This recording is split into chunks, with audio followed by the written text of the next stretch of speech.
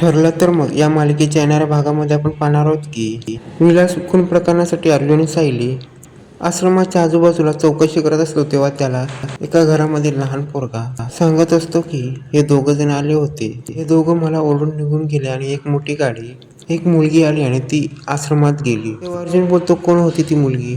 तू ओळखतोस का? तेव्हा तो मुलगा बोलतो, नाही नाही मी ओळखत नाही, पण ती फ्रॉक घालून होती आणि एकदम हिरोईन सारखी आली होती. तेव्हा चेतनच्या मोबाईलवरील एक फोटो त्याच्या समोर आणला जातो. तेव्हा तो बोलतो, हीच मुलगी आली होती. साक्षीचं बोलणं चालू असल्यावर एक माणूस सांगतो की ही मुलगी, हिला आधी पण मी पाहिलं होतं. तेव्हा अर्जुन बोलतो, तुम्ही हिला पाहिलं? ते तो विचारायचा प्रयत्न करतो, कुठे पाहिलं? त्यावेळी तो बोलतो, तुम्ही हिचा फोटो दाखवला म्हणून मला तेव्हा समजलं की ही मुलगी खूप वेळा आश्रमात आलेली आहे आणि ज्या वेळी वीज कापली गेली, पाणी कापलं गेलं, त्यावेळी या मुलीला मी इथे पाहिलं आहे. तेव्हा अर्जुन बोलतो, अजून काय काय ते आठवा ना.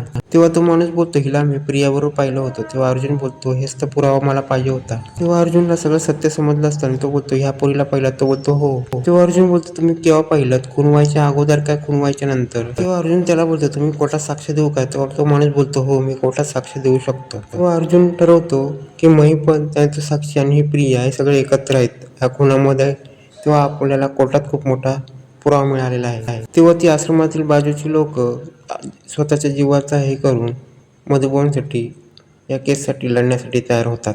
तेव्हा अर्जुन बोलतो, याबद्दल तुम्ही कोणाला सांगू नका. जेव्हा केस असेल तेव्हा तुम्ही कोर्टात दाखल व्हा. इकडे नागराज प्रियाला फोन करतो की तेव्हा नागराज बोलतो, तुला काय पुरावे मिळालेत की? महिपत तुला फोन करतो, तू उचलत नाही का? तेव्हा प्रिया बोलते, त्यांना आश्रमात काहीतरी पुरावे मिळालेले आहेत आणि त्यांचं काहीतरी चाललंय. तेव्हा महिपत बोलतो, तुला तिथे कशासाठी ठेवलंय? तेव्हा महिपत बोलतो, मला काहीतरी ऍक्शन घ्यायला पाहिजे. तेव्हा इथे अर्जुनने ती 3 माणसं, त्या माणसाने आपल्या व्यवस्थित कस्टडीत ठेवलेलं असतं आणि त्या मुलाला पण त्याच्या आईला पण, की महिपतला कुठल्याही गोष्टीचा आणि त्यांच्याबद्दल पुरावा मिळू नये, महिपतला कळू नये. तेव्हा इथे महिपत बोलतो, तू अर्जुन सायलीच्या रूममध्ये जा, त्यांच्या डोक्यात कुठली आणि काय बोलतायत ना, आपल्याला वेगळी माहिती मिळाली ना तर आपल्याला कळू शकतं काय आहे. पण प्रियाला इथे काही विशेष माहिती सापडत नाही. तेव्हा इथे सायली प्रियाला त्याच्या रूमच्या बाहेर पाहते. तेव्हा ती बोलते, तू आमच्या रूमच्या बाहेर काय येतेस? तेव्हा प्रिया बोलते, मी तुमच्या रूमच्या बाहेर काय येऊ? मला इथे काम असल्याशिवाय किती कामं पडलीत. तेव्हा सायली बोलते प्रियाला की तू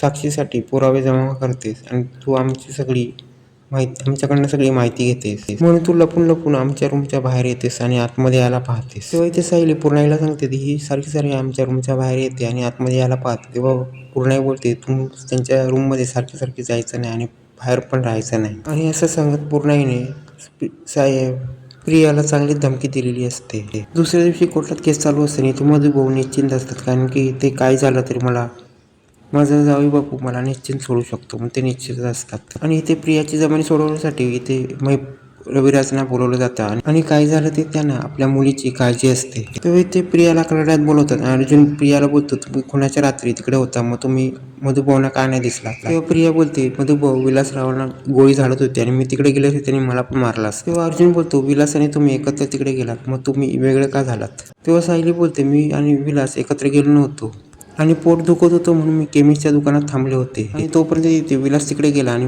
मधुभाऊनी त्यांना बंदूक ताणली होती. तेव्हा अर्जुन बोलतो, आम्हाला तर साक्षीदार मिळाला की तुम्ही आश्रमाच्या बाहेर दुसऱ्या रूम मध्ये सोबत तू आणि साक्षी सोबत होता. तेव्हा प्रिया बोलते, तुम्ही दिशाभूल करताय.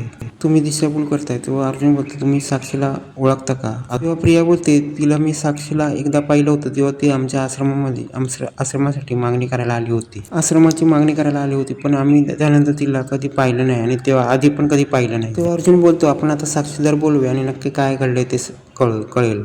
तेव्हा अर्जुन बोलतो, मी दोन साक्षीदार बोलवतो जे आश्रमाच्या बाजूला राहतात. मी त्या 2 माणसांना बोलवतो त्या रात्री तन्वी आणि साक्षीला तिकडे पाहिलं होतं. मी त्या 2 माणसांना बोलवायची परवानगी मागवतो. तेव्हा तिथे हे ऐकल्यावर प्रिया गडबडते. तेव्हा त्या माणसाला बोलवलं जातं. तेव्हा त्या माणसाला बोलवलं जातं. तो माणूस बोलतो, प्रियाला त्या रात्री पाहिलं नव्हतं, पण प्रिया आणि साक्षी या दोघांना मी बरंच वेळा एकत्र पाहिलं होतं आणि ज्यावेळी आश्रमातील वीज गेली, लाईट गेली, त्यावेळी या लोकांना मी एकत्र पाहिलं होतं. त्यावेळी या दोघांनी तिथे येताना एकत्र पाहिलं होतं. तेव्हा त्या मुलाला पण बोलला जातो. मुलगा बोलतो की मी खेळत होते तिथे, विलास आणि प्रिया हे दोघं आले होते आणि त्यांनी माझी खेळणी फोडली आणि तिथून निघून गेले. मला त्यांनी दम दिला, माझी खेळणी फोडली आणि तिथून निघून गेलं म्हणून ते मला आठवले. आणि त्यानंतर एक बाई आली आणि ती फ्रॉक घालून होती आणि ती मॉडेल सारखी दिसत होती आणि ती आतमध्ये गेली. तेव्हा अर्जुन त्या मुलाला सांगतो, तू त्या कोर्टात आता तू नजर फिरव आणि ती बाई कोण आहे ते सांग. असं बोलल्यावर साक्षीला कळतं की आता ह्या मुलाला आता कळेल, म्हणून ती तोंड लपवायला लागते. आणि साक्षी तोंड लपवायला जाते तेव्हा तो मुलगा तिला बघतो आणि तो बोलतो हीच ती बाई. आणि विलास आणि प्रिया चिडून आतमध्ये गेले, त्यानंतर ही बाई आली होती तिथे. अर्जुन बोलतो मुलट ही गोष्ट नोट करावी. तन्वी सांगते ते सगळं म्हणजे खोटंच होतं. म्हणजे हे दोघं आश्रमात गेल्यानंतर तिथे साक्षी आली. तेव्हा एक माणूस सांगतो, मी आश्रमात गेलो तेव्हा ही माणसं काहीतरी शोधत होती आणि त्यांच्याबरोबर प्रिया पण होती. तेव्हा मी बाहेर जात होतो तेव्हा मधुकर पाटील मला ढळकले आणि तेव्हा मधुकर पाटील बोलतो हाच माणूस आला होता. तेव्हा केस पाण्यासारखी निकळ झाली असते आणि मधुभाऊ आणि सायली ह्या दोघांचे आभार मानतात. तेव्हा रविराज विचार करतात, ही मुलगी सगळं खोटं बोलते, इकडे मुलगी खोटं बोलायला कुठनं शिकली. आणि ही केस आरशासारखी निकळ झालेली असते. आणि जज बोलतात आता खूप मोठे पुरावे आले आहे आणि ही प्रिया आणि साक्षी खोटं बोलतायत. आणि ही प्रिया आणि साक्षी सगळं खोटं बोलतायत. आणि प्रिया साक्षीला आधीपासूनच ओळखतात, त्यामुळे त्यांची साक्ष ग्राह्य धरण्यात येत नाही. आणि मधुकर पाटलांची जामीन आणि साक्षी शिकरे आतमध्येच राहील. आणि 4 दिवसानंतर कोर्ट काय ते पुरावानिशी अजून काही पुरावे मिळाल्यानंतर 4 दिवसानंतर कोर्ट पूर्ण भरेल. आणि आता केस मार्गावर लागलेली आहे आणि आता पुढे काय होणार आहे पुढे पाहण्यास रंजकच ठरणार आहे.